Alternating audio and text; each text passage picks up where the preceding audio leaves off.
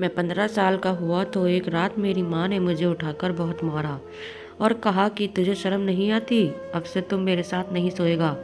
बाबा की मौत के बाद मैं माँ के साथ सोता था, अब मैं दूसरे कमरे में सोता। एक रात माँ की याद आई तो मैं उठकर माँ के चारपाई पर लेट गया, मगर मेरी रूह कांप गई जब माँ ने मुझे बताया कि तूने मेरे साथ। मेरा नाम अमन है। जब मैं 4 साल का था मेरे बाप का देहांत हो गया था। मेरी माँ ने ही मुझे माँ और बाप बनकर पाला था। हमारा छोटा सा मकान था जिसमें सिर्फ एक ही कमरा था। रात के वक्त मैं अपनी माँ के साथ सोता था। वक्त गुजारता गया और मैं 12 साल का हो गया था। गली से निकलता तो सब मोहल्ले वाले मुझे मेरी माँ के बारे में पूछते कि तुम्हारी माँ कैसी औरत है।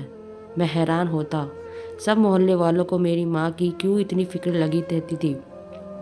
जब मैं माँ के साथ बाहर निकलता तो सब लोग मेरी माँ को बड़े ही अजीब नज़रों से देखते थे।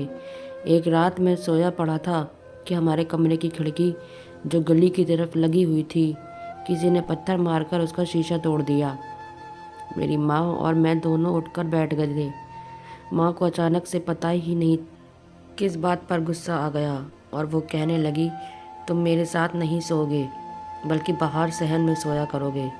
मैं माँ के बात पर हैरान था कि खिड़की का शीशा पता नहीं किसने तोड़ा है और माँ गुस्सा मुझ पर कर रही है। खैर मैंने माँ की बात पर मान ली और बाहर सोने लगा। सर्दियों के दिन थे, मुझे बाहर बहुत सर्दी लगती थी। अभी इस बात को 2 दिन ही गुजरे थे। ये रात माँ मेरे पास आई और कहने लगी, चलो बेटा, हम यह घर आज छोड़कर दूसरे शहर जाना है। अब हमारा यहाँ पर रहना बहुत मुश्किल हो गया है। माँ ही मेरी माँ और बाप ही थी। उनकी बात मानने के अलावा मेरे पास और कोई रास्ता नहीं था। मैं बहुत खुश हो गया। मैंने कहा, क्या मुझे नया कमरा मिलेगा? माँ बोली, हाँ, लेकिन अभी हमें इसी वक्त घर से जाना होगा। फिर माँ मुझे कपड़े पहनाकर घर से बाहर कदम रखा। मेरा हाथ पकड़ा हुआ था। माँ किसी मर्द की तरह चलती जा रही थी। माँ के पास एक बड़ा सा बैग था जिसमें उन्होंने सारे जेवरात और पैसे वगैरह डाल रखे थे। 2 ही गाड़ी खड़ी थी, ये शायद हमारे इंतज़ार में थी। मैंने देखा गाड़ी वाला हमसे सवाल किए बगैर हमारे बैठते ही गाड़ी चलाना शुरू हो गया। उसका मतलब यही था कि वो माँ का जानने वाला था। गाड़ी शहर की तरफ रवाना हो गई। हम लोग रात को ही दूसरे घर में शिफ्ट हो गए थे। यह घर शहर में था। वह आदमी हमें इस घर में छोड़कर गया था, पर माँ का इस आदमी के साथ क्या रिश्ता था? कुछ अजीब लग रहा था। आखिरकार वह हमें जिस मकान में छोड़कर गया था, मकान अच्छा खासा बड़ा था। माँ ने मुझे कहा, अब हमें यहाँ कोई खतरा नहीं है। फिर माँ मुझे देखने लगी। मैं चारपाई पर बैठा उन्हें देखे जा रहा था। माँ, यह सब क्या है? मैंने रोते हुए पूछा, मेरे दोस्त गांव में ही रह गए हैं। बेटा, तुम्हारी उम्र ऐसी थी कि तुम वहाँ नहीं रह सकते थे, वरना लोग तुम्हें मेरे खिलाफ कर देते। माँ की बात पर मुझे याद आया कि पिछले दिनों गली के नुक्कड़ पर खड़े एक लड़के ने मुझे मेरी माँ के बारे में बहुत गलत बातें कही थी। घर आकर मैंने अपनी माँ को सब कुछ बताया, जिस पर मेरी माँ सोच में पड़ गई और आज यह सब हो गया था। माँ ने मुझे कहा था कि वहाँ सभी तुम्हारी माँ के बारे में ही बातें करते थे, तो क्या तुम यह गवारा करोगे कि कोई तुम्हारी माँ के बारे में अजीब अजीब बातें करे? मैंने कहा, नहीं माँ, ऐसा तो बिल्कुल भी नहीं है। बोली, यहाँ मैं तेरी ज़िंदगी बहुत खूबसूरत बना दूँगी, मगर बेटा तुमको मेहनत करनी होगी और इस स्कूल में भी पढ़ना होगा। अगले ही दिन माँ ने मेरे एक स्कूल में एडमिशन करवा दिया। मैं दिन रात पढ़ता रहता, मुझे किसी चीज़ का हौस न रहता। लेकिन माँ घर में पैसे कहाँ से लाती थी, यह तो मुझे भी नहीं मालूम था। माँ की कुछ अजीबोगरीब बातें तो मुझे अक्सर सोचने पर मजबूर करती थी। मुझे उन सवालों का जवाब नहीं मिलता था। माँ अब मुझे अपने कमरे में सोने नहीं देती थी। तो एक दिन के वक्त मुझे अपने कमरे में घुटन महसूस होने लगी। मैं बाहर आया तो माँ सब्जी काट रही थी। मैंने कहा, माँ, मुझे छत पर जाना है, मगर माँ ने मुझे छत पर जाने न दिया। माँ बोली, बेटा अब तू बड़ा हो गया है और आसपास के घरों में पर्दे का मसला है।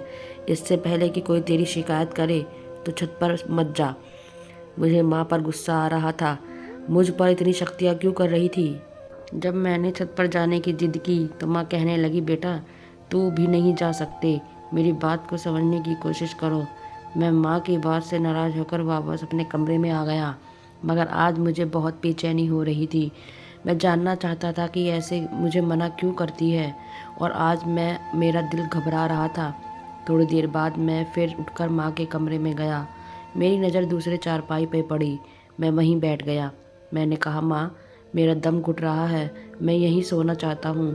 मेरी नज़र फिर दोबारा चारपाई पर पड़ी। वजह गौर से देखा तो कहा, माँ, एक और चारपाई माँ ने किसके लिए रखी है? यहाँ तो बाकायदा बिस्तर भी रखा है, तकिया भी है। माँ मेरी बात सुनकर घबरा गई और बोली कि बेटा, मैंने वैसे ही रखा है, मगर क्यों? इस चारपाई पर कौन सोता है? मुझे तो अपने कमरे में आने नहीं देती। मेरी बात पर मेरी माँ मुझसे नाराज़ होने लगी। तू मुझ पर शक कर रहा है? बेटे, मैंने यह चारपाई किसी मकसद के लिए रखी है। इस पर तेरे बाबा की रूह आती है। बाबा की इतनी तो हम परस्त ना बनो। मैंने अपनी माँ से यह कहा तो कह दिया। अब मेरा शक लगातार बढ़ता जा रहा था। हर बार जब मैं माँ की कोई नई चीज़ देखता तो मेरे दिमाग में पिछली सारी बातें घूमने लगती। माँ की बातों पर अब मुझे शक होने लगा था। आज भी ऐसा ही महसूस हो रहा था कि आखिर माँ ने अपने कमरे में दूसरी चारपाई बिछा रखी है। एक चारपाई पर भी तो सोया जा सकता है। फिर ऊपर वाला जाने क्या वजह थी कि माँ दूसरी चारपाई रखकर यहाँ सोई थी। बहरहाल मैं चुपचाप हो गया। मैंने सोच लिया था कि अब माँ की चीज़ों पर भी नज़र रखूँगा, छत पर भी जाऊँगा।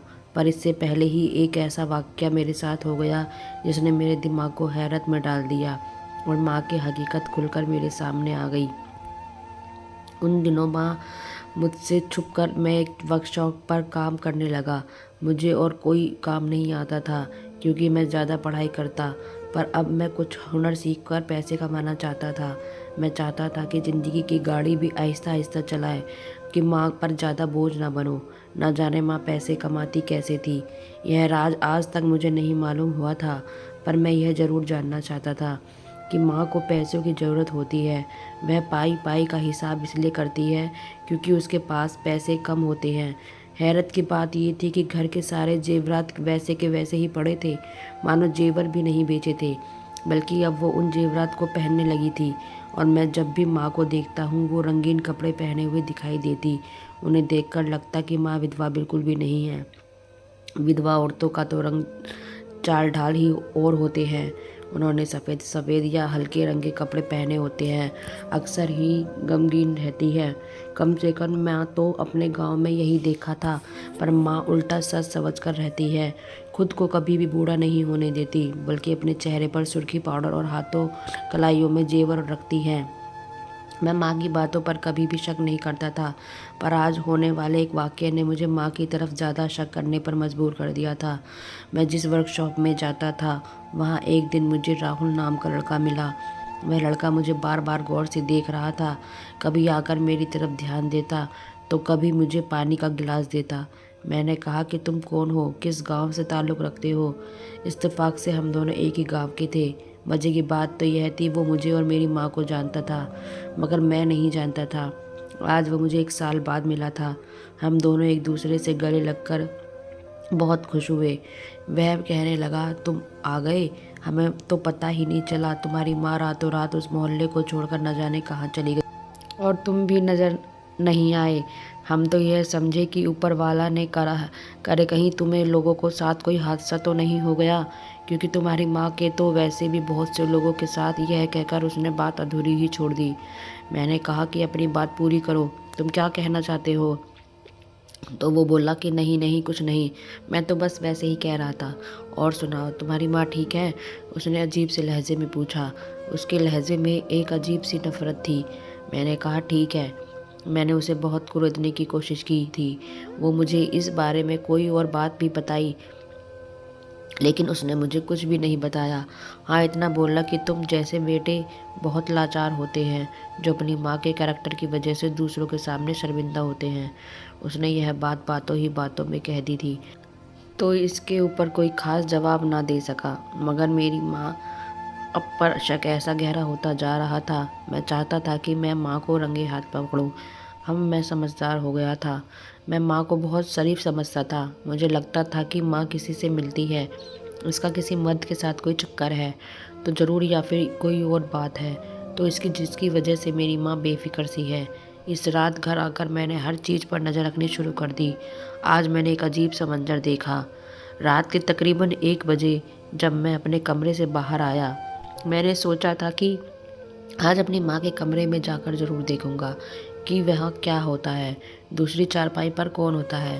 फिर मैंने जैसे ही माँ के कमरे के बाहर रखे जूते देखे तो मेरी तो जैसे हैरत के मारे आँख फटी की फटी रह गई। माँ के कमरे के बाहर 2 बड़े बड़े मर्दाना जूते रखे हुए थे। उन जूतों को देखकर मुझे साफ पता चल गया कि आज हमारे घर में कोई और भी आया हुआ है। मैंने सोचा कि मुझे माँ के कमरे पर दस्तक देकर उनको मौका देने से अच्छा है मैं यही बाहर बैठकर इंतज़ार करूं कि वो आदमी कौन है और कहाँ जाता है। मैं अपने कमरे में आ गया था। बाहर सहन में बैठना मुमकिन नहीं था। कमरे की खिड़की से बाहर का मंजर साफ नज़र आता था। मैं अपने कमरे में बैठकर माँ पर नज़रें जमाए हुए था। रात के काफ़ी लम्हे गुजर गए। मुझे नींद नहीं आ रही थी। मेरी नज़रें चौकन्ना थी और मैं बिल्कुल अलर्ट होकर बैठा हुआ था। पर सुबह के 5 बजे मेरी आँख लग गई। मैं सो गया और फिर जब मैं उठने के बाद बाहर आया तो देखा कि माँ बाहर काम कर रही थी। वो जाग गई थी। यह देखकर मैं तेज़ी से बाहर आया। मैं माँ को रंगे हाथ नहीं पकड़ सका था क्योंकि ना ही जूते वहाँ थे और न कमरे में ऐसे कोई हालात थे। मुमकिन है कि वह शख्स जा चुका था। मैंने देखा घर का दरवाज़ा भी बंद था। अब मेरे पास कोई सबूत नहीं था जिस पर मैं माँ से सवाल जवाब करता। मैं खामोश हो गया। दिल ही दिल में सोचने लगा कि अब मैं माँ का राज कल ज़रूर जानकर रहूँगा। अगली रात हुई तो मैंने सोचा कि नींद आ जाएगी, इसलिए मैं कमरे से बाहर रहूँगा, बल्कि घर से ही बाहर चला जाऊँगा और यह शख्स आएगा तो ज़रूर देखूँगा कि यह कौन है। मैं घर के बाहर जाकर बैठ गया था कि मुझे नींद ना आए। मैं इस शख्स का इंतज़ार कर रहा था। फिर सोचा कि माँ मुझे देख लेगी। मैं घर के अंदर जाकर सहन में बैठ गया। अभी मुझे यहाँ बैठे हुए 2 मिनट ही गुजरे थे कि मेरी माँ अपने कमरे से निकलकर मेरे पास आ गई। उसने मुझसे पूछा कि अमन बेटा, तुम इतने परेशान क्यों हो, क्या बात है, मुझे नहीं बताओगे? मैं चुप करके बैठा रहा। तब माँ बहुत करीब आ गई और इस बार माँ ने जो बात मुझे कही मेरे पैरों तले से ज़मीन निकल गई थी। माँ बोली कि बेटा, मैं सब जानती हूँ, तुम कितने दिनों से मुझ पर पहरा दे रहे हो। तुम जानना चाहते हो कि मेरे कमरे के बाहर जूते किसके हैं, मैं लिपस्टिक कपड़े क्यों पहनती हूँ, वह जेवर किसके लिए पहनती हूँ। माँ के मुंह से सारी बातें सुनकर मैं हैरान रह गया। माँ, आपको मेरी हर बात पता है। माँ ने मुस्कुराकर मुझे देखा और बोली, तुझे क्या लगता है मैं नहीं जानती कि तेरे दिल में क्या है? बेटा, तेरी माँ हूँ, सब समझती हूँ। मैं बोला, माँ मैं बचपन से तो देखते आ रहा हूँ, आखिर मुझे समझ क्यों नहीं आता? क्या मैं अंधा हो गया हूँ या मुझे दिखाई नहीं देता? मैं रो देता तो माँ ने कहा, तुम मेरी एक बात मान लो, मेरा सारा राज तुम पर खोल दूंगी। मैं तुम्हें सब बता दूंगी कि इस बात के पीछे क्या राज है।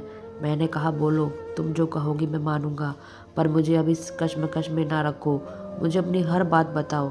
मैं तुम्हारा बेटा हूँ, कोई दुश्मन नहीं। मैंने कहा, ठीक है, तुम तैयार हो जाओ, इतवार के दिन तुम्हारी शादी है। अगर तुम मेरी मर्जी से शादी कर लेते हैं तो मैं तुम्हें हर बात सच सच बता दूंगी। फिर तुम्हारा जो फैसला होगा मुझे मंजूर होगा। मैं माँ को हैरत से देखने लगा और माँ की बात मान ली थी। अब मुझे इतवार के दिन का बेचैनी से इंतजार था। मेरी उम्र 18 साल हो चुकी थी। माँ मेरी शादी कर देना चाहती थी, पर किससे मैं नहीं जानता था। रविवार वाले दिन माँ मुझे गाड़ी में बिठाकर बड़ी से घर में ले गई। वहाँ पर बहुत सारे सिक्योरिटी गार्ड भी थे जिन्होंने हमारे स्वागत किया। वहाँ पर माँ और मुझे बड़ी इज्जत से कमरे में जानकर बिठाया गया। मेरे सामने 7 नौजवान आकर बैठे और बोले, तुम्हें शादी से कोई एतराज़ नहीं? मैंने नहीं में सर हिला दिया।